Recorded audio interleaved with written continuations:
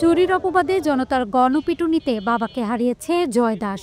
সংসারের হাল ধরতে বেছে নিয়েছিল বাবার পুরনো পেশা মুচির কাজ। কিন্তু এখন ফের স্কুলে ফিরে জয় দেখছে নতুন স্বপ্ন, আইনজীবী হওয়ার। পুলিশ প্রশাসন ওরা নিজের গায়ে নিচ্ছে না, গায়ে লাগাইতেছে না। আমার বাবার এই হত্যাকাণ্ড আসামিরা প্রকাশ্যে ঘুরে বেড়াইতেছে, ওই কেসটা নিতে চাইতেছে না, গা ছাড়ি দিচ্ছে। এই জন্য আমি প্রতিজ্ঞা করছি যে আমি একটা আইনজীবী হব।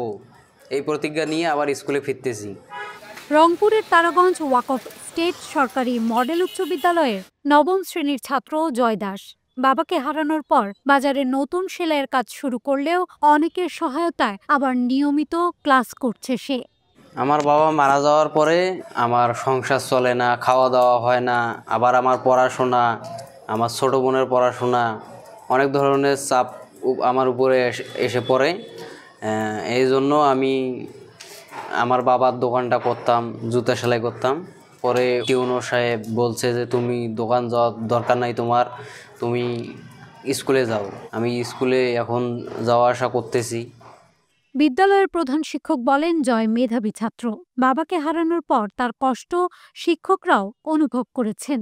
জয় আমার স্টুডেন্ট, নবম শ্রেণী মানবিক শাখার 29 জন।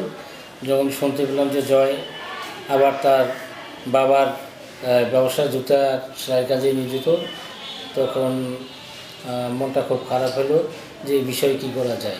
এবং তাকে বললাম যে বাবা, তুমি আবার স্কুলে ফিরে আসো, আর স্কুলের যাবতীয় খরচ আমি বা আমার প্রতিষ্ঠানে বহন করবে।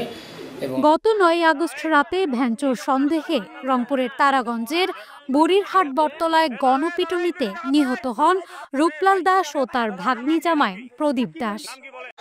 নির্বাচন নিয়ে নানামুখী ষড়যন্ত্র, চরম অস্থিরতার দিকে বাংলাদেশ। পর্দার আড়ালে কি হচ্ছে ঘটতে জানতে হলে পড়ুন জনতার চোখ। ঘটনাস্থল থেকে আহত অবস্থায় হাসপাতালে নেওয়া হলেও বাঁচানো যায়নি তাদের। এই ঘটনায় মামলা হলেও এখনো অনেক আসামি পলাতক। পরিস্থিতির শিকারে ছেলে এখন দোকান যাইতেছে, সংসার চালানোর লোক নেই। ওই রোজগার দিয়ে সংসারটাই চালানো খুব কঠিন হয়ে যায়, কষ্টকর হয়। এখন সেইটা দিয়ে আমার বিয়ে, আবার সংসার চালানো, ওদের পড়াশোনা, এটা তো সম্ভব না। আমি মা হই, মায়ের একমাত্র আমার ছেলে, সেই আমার বুক হাতে কাড়ি নেছে। সেই আসামিক ধরে না কেন পুলিশ? কোন কারণে ধরবে না? পুলিশ কি টাকা খায়া বসিয়েছে, শুতিয়েছে? নেই পারে।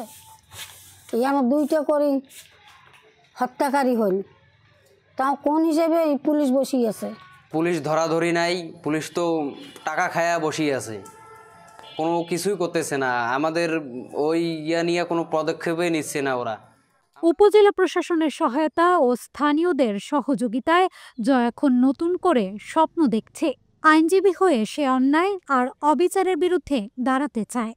আপনারা জানেন যে ঘটনার পরপরই আমরা সম্মানিত জেলা প্রশাসক রংপুর স্যারের সহযোগিতায় রূপলালের পরিবারকে উপজেলা পরিষদের পক্ষ থেকে 1 লক্ষ টাকা সহযোগিতা করেছি এবং আমরা সার্বক্ষণিকভাবে তার পরিবারের খোঁজ খবর রাখছি। তার সন্তান এখন আপনারা জেনেছেন যে স্কুলে যাচ্ছে, সেটা অবশ্যই ইতিবাচক। এটা আমাদের জন্য আনন্দের একটা বিষয়।